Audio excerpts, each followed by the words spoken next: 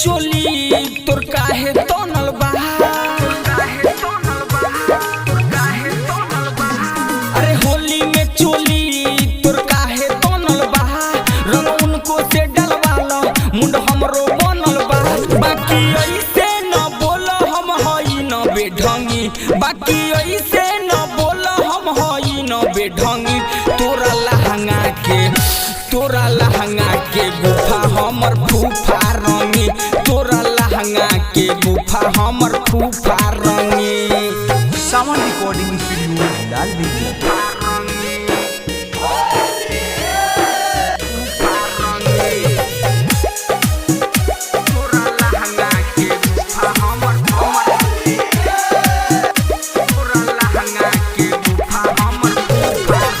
ललका पियारा का से रंगम रे छहुरी, ढोरी के नीचे तोर फरहंट रे, ढोरी के नीचे तोर फरहंट रे। ललका पियारा का से रंगम रे छहुरी, ढोरी के नीचे तोर फरहंट रे।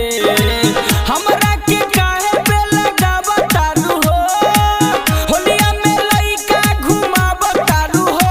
पाजा धके तोहर सब कोई जो बना रंगी, पाजा धके तोहर सब कोई जो बना रंगी। तोरा लहंगा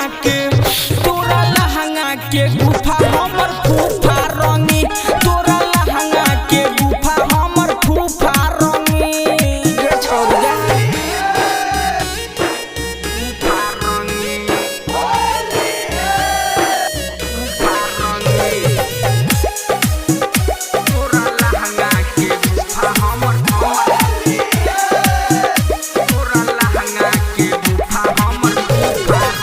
लेके फिचकारी आइल बाटे राइटर ससी सराबी,